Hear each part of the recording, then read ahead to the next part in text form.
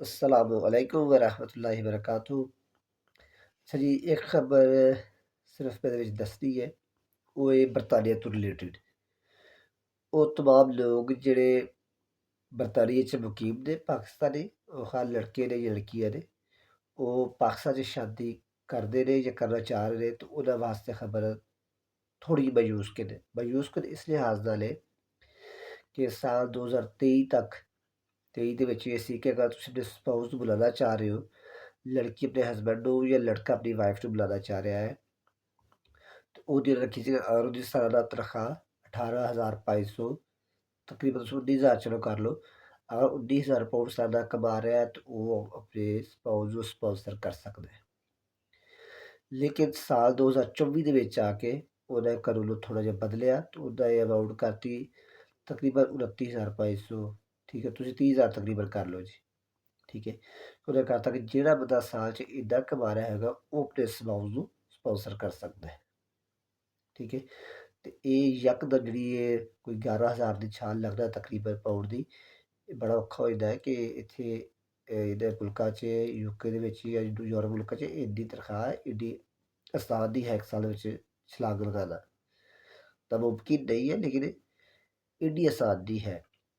ਠੀਕ ਹੈ, ਤੇ ਉਹ ਜ਼ਰਾ ਮੁਸ਼ਕਿਲ ਹੋ ਗਿਆ ਕੰਮ। ਠੀਕ ਹੈ, ਕਿ ਯਕਦਮ ਤੁਸੀਂ ਇੱਕ ਬੰਦਾ 18-19,000 ਤੋਂ ਯਕਦਮ ਤੁਹਾਨੂੰ ਲੈ ਜਾਈਏ 30,000 ਤੱਕ ਜਾਂ 29,000 ਤੱਕ ਤਾਂ ਮੁਸ਼ਕਿਲ ਹੋ ਜਾਂਦਾ ਹੈ। ਅੱਛਾ, 2025 'ਚ ਉਹਨੇ ਹੋਰ ਚੇਂਜਿੰਗ ਕਰਤੀ ਹੈ।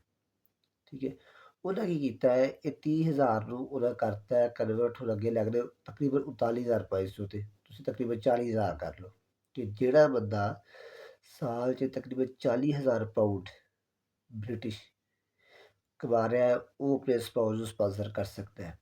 ਹੁਣ ਤੁਸੀਂ ਦੇਖੋ ਕਿ 18 ਦੂਣਾ 36। ਠੀਕ ਹੈ, ਯਾਨੀ ਕਿ 200% ਵੀ ਉੱਤੇ ਕੰਮ ਲੈ ਗਏ ਨੇ। 2023 ਵਿੱਚ 18,500, 2025 ਵਿੱਚ ਤਕਰੀਬਨ 39,000, 38,500, 39,000 ਤਕਰੀਬਨ। ਠੀਕ ਹੈ, ਤੇ ਇਹ 200% ਉੱਤੇ ਚਲਾ ਗਿਆ, ਜਿਹੜਾ ਕਿ ਐਡਾ ਆਸਾਨ ਕੰਮ ਨਹੀਂ ਹੈ ਕਿ ਇਨਸਾਨ ਛਲਾਂਗ ਲਗਾ ਕੇ ਇੱਥੇ ਤੱਕ ਪਹੁੰਚ ਸਕੇ। ਇਹ ਜ਼ਰਾ ਮਾਯੂਸਕੁਨ ਖਬਰ ਹੈ। ਤਾਂ ਮੁਮਕਿਨ ਤਾਂ ਨਹੀਂ ਹੈ ਲੇਕਿਨ ਇਹ ਐਡੀ ਆਸਾਨ ਵੀ ਨਹੀਂ ਹੈ।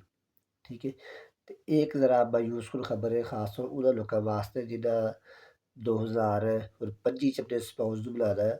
ਉਹਨਾਂ ਵਾਸਤੇ ਜ਼ਰਾ ਜ਼ਿਆਦਾ ਮੁਸ਼ਕਿਲ ਹੈ ਕਿ ਉਹਨਾਂ ਇੰਨੀ ਆਪਣੀ ਸਾਲਾਨਾ ਇਨਕਮ ਸ਼ੋ ਕਰਨੀ ਹੈ। ਠੀਕ ਹੈ, ਫਿਰ ਉੱਤੇ ਟੈਕਸ ਦੇਣਾ ਹੈ। ਠੀਕ ਹੈ, ਤੇ ਫਿਰ ਤੁਸੀਂ ਜਾ ਕੇ ਜਿਹੜਾ ਨਾ ਉਹ ਲੀਗਲ ਤਰੀਕੇ ਨਾਲ ਫਿਰ ਤੁਸੀਂ ਆਪਣੇ ਸਪਾਊਸ ਨੂੰ ਸਪਾਂਸਰ ਕਰ ਸਕਦੇ ਜੀ। ਇਹ ਵੇ ਖਬਰ ਇੱਕ ਤਾਂ ਇਹ ਗੱਲ ਹੈ। ਦੂਸਰਾ ਇਹ ਕਿ ਬਰਤਾਨੀਆ ਨੇ ਇਸ ਟਾਈਮ ਸਟੱਡੀ ਵੀਜ਼ੇ 'ਚ ਕਮੀ ਕਰਤੀ ਹੈ। ਕੁਝ ਸਟੱਡੀ ਵੀਜ਼ੇ ਨੇ ਯੂਨੀਵਰਸਿਟੀ ਦੇ ਉਹ ਰਿਜੈਕਟ ਹੋਣ ਲੱਗ ਪਏ ਨੇ ਕਿ ਇਸ ਲੈਟਰ ਤੋਂ ਬਾਅਦ ਵੀ ਵੀਜ਼ੇ ਰਿਜੈਕਟ ਹੋਣ ਲੱਗ ਪਏ ਨੇ। ਉਹਦੀ ਵਜੂਹਾਤ ਮੁਖਤਲਿਫ ਤਰ੍ਹਾਂ ਦੀ ਵਜੂਹਾਤ ਨੇ।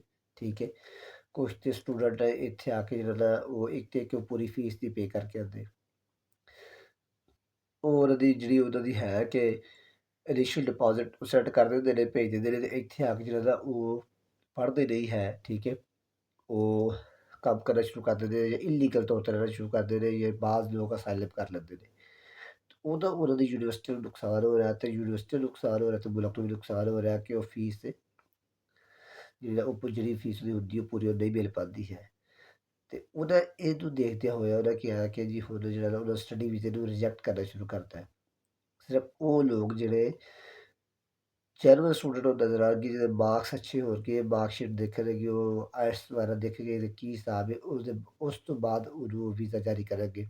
ਤਾਂ ਯੂਨੀਵਰਸਿਟੀ ਵੀ ਦੇਖੀ ਜਾਏਗੀ ਕਿ ਯੂਨੀਵਰਸਿਟੀ ਦੀ ਰੈਂਕਿੰਗ ਕਿੱਥੇ ਆ ਰਹੀ ਹੈ, ਉਹ ਕਿਹੜੀ ਜ਼ਿਆਦਾ ਜਿਹੜਾ ਉਹ ਯੂਨੀਵਰਸਿਟੀ ਦੇ ਰੈਂਕਿੰਗ ਵਿੱਚ ਤਾਂ ਕਿਹੜੇ ਨੰਬਰ ਨੇ। ਜਿਹੜੀ ਬਹੁਤ ਪਿੱਛੇ ਯੂਨੀਵਰਸਿਟੀਆਂ ਹੋ ਰਹੀਆਂ ਉਹਨਾਂ ਦੇ ਸਟੂਡੈਂਟ ਨੂੰ ਰਿਜੈਕਟ ਕਰ ਦੇਣਗੇ। ਅਤੇ ਇੱਕ ਤਾਂ ਇਹ ਗੱਲ ਹੈ ਕਿ ਬਰਤਾਨੀਆ ਵਾ ਜਿੱਦਾਂ ਜ਼ਿਆਦਾ ਲੋਕਾਂ ਦੇ ਸਟੂਡੈਂਟ ਦੇ ਤੌਰ 'ਤੇ ਖਾਸ ਤੌਰ 'ਤੇ ਉਹਨਾਂ ਨੂੰ ਇਹ ਦੇਖਣਾ ਪਏਗਾ ਕਿ ਇੱਕ ਦੇ ਮਾਰਕਸ ਅੱਛੇ ਹੋਣ, ਆਇਲਟਸ ਦੇ ਜਿਹੜਾ ਉਹ ਬੈਂਡ ਅੱਛੇ ਹੋਣ, ਅਤੇ ਤੀਜਾ ਹੈ ਕਿ ਕਿਸੇ ਅੱਛੀ ਯੂਨੀਵਰਸਿਟੀ ਵਿੱਚ ਐਡਮਿਸ਼ਨ ਲੈਣ ਤਾਂ ਕਿ ਉਹਨਾਂ ਨੂੰ ਉਹ ਇਹ ਮਿਲ ਸਕੇ, ਐਡਮਿਸ਼ਨ ਮਿਲ ਸਕੇ। ਅਤੇ ਇਹ ਕਿ ਬਰਤਾਨੀਆ ਤੋਂ ਰਿਲੇਟਡ ਦੂਸਰੀ ਗੱਲ ਹੈ। ਠੀਕ ਹੈ, ਅਤੇ ਇਹ ਵਜ੍ਹਾ ਇਹੀ ਹੈ ਕਿ ਜੋ ਮੁਲਕਾਂ ਦੇ ਹਾਲਾਤ ਚੱਲਦੇ ਪਏ ਨੇ ਉਹ 'ਚ ਸਾਡਾ ਮੁਲਕ ਵੀ ਸ਼ਾਮਿਲ ਹੈ। ਠੀਕ ਹੈ, ਸਾਡੇ ਬਰਸਗੀਰ ਦੇ ਮੁਲਕ ਜਿਹੜੇ ਉਹ ਸ਼ਾਮਿਲ ਵਿੱਚ ਜਾਂ ਮਿਡਲ ਈਸਟ ਦੇ ਮੁਲਕ ਸ਼ਾਮਿਲ ਨੇ, ਫਿਰ ਉਸ ਤੋਂ ਬਾਅਦ ਅਫਰੀਕਾ ਦੇ ਮੁਲਕ ਸ਼ਾਮਿਲ ਨੇ।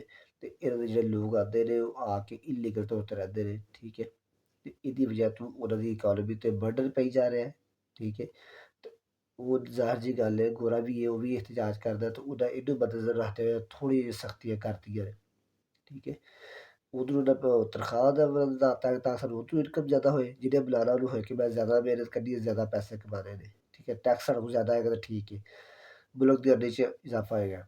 ਦੂਸਰਾ ਸਟੂਡੈਂਟ ਨੂੰ ਕਰਤਾ ਕਿ ਸਟੂਡੈਂਟ ਜਿਹੜਾ ਆਵੇ ਉਹ ਅੱਛੀ ਯੂਨੀਵਰਸਿਟੀ ਐਡਮਿਸ਼ਨ ਲੈ ਜਿਹਦੀ ਫੀਸ ਜ਼ਿਆਦਾ ਹੋਵੇ, ਤੇ ਉਹਦਾ ਵੀ ਜਿਹੜਾ ਸਾਡੇ ਮੁਲਕ ਦੀ ਇਕਾਨਮੀ ਨੂੰ ਫਾਇਦਾ ਹੋਵੇ। ਤੇ ਇਹਨੂੰ ਮੱਦੇਨਜ਼ਰ ਰੱਖਦਿਆਂ ਹੋਇਆ ਉਹਦਾ ਇਹ ਦੋ ਫੈਸਲੇ ਕੀਤੇ ਨੇ, ਜਿਹੜੇ ਕਿ ਦੋਨੋਂ ਫੈਸਲੇ ਜਿਹੜੇ ਨੇ ਉਹ ਉਹਦਾ ਆਪਣੀ ਮੁਲਕ ਦੀ ਬਿਹਤਰੀ ਵਾਸਤੇ ਕੀਤੇ ਨੇ, ਨਾ ਕਿ ਜਿਨ੍ਹਾਂ ਨੇ ਆਉਣਾ ਉਹਨਾਂ ਦੀ ਬਿਹਤਰੀ ਵਾਸਤੇ। ਤੇ ਇਹ ਦੋ ਖਬਰਾਂ ਦਰਅਸਲ ਬਰਤਾਨੀਆ ਤੋਂ, ਤੇ ਮੈਂ ਪੜ੍ਹੀਆਂ ਸੀ, ਤੇ ਮੈਂ ਕਿਹਾ ਚਲੋ ਦੱਸ ਦਿੱਤਾ ਜਾਏ ਤਾਂ ਕਿ ਉਹ ਲੋਕ ਸਾਡੇ ਭਾਈ ਭੈਣ ਜਿਹੜੇ ਜਾਣਾ ਚਾਹ ਰਹੇ ਨੇ, ਠੀਕ ਹੈ, ਉਹ ਜਾਂ ਉਹਨਾਂ ਨੂੰ ਪਤਾ ਹੈ ਕਿ ਅੱਛਾ ਜੀ ਹੁਣ ਸਿਚੁਏਸ਼ਨ ਅੱਗੇ ਕੀ ਹੈ, ਤੇ ਅਸੀਂ ਉੱਥੇ ਜਾ ਕੇ ਅਸੀਂ ਕਿਸ ਤਰ੍ਹਾਂ ਡੀਲ ਕਰਨਾ ਹੈ। ਤੇ ਬੜੀ ਮਿਹਰਬਾਨੀ ਤੁਹਾਡੇ ਸਾਰਿਆਂ ਦੀ ਕਿ ਤੁਸੀਂ ਜਿਹੜੇ ਵੀਡੀਓ ਵੇਖਦੇ ਜੀ ਆਪਣੀ ਕਮੈਂਟ ਦਾ ਇਜ਼ਹਾਰ ਕਰਦੇ ਜੇ। ਜਜ਼ਾਕੱਲਾ, ਖੁਸ਼ ਰਹੋ। ਅਸਲਾਮੁ ਅਲੈकुम व रहमतुल्लाहि व बरकातहू।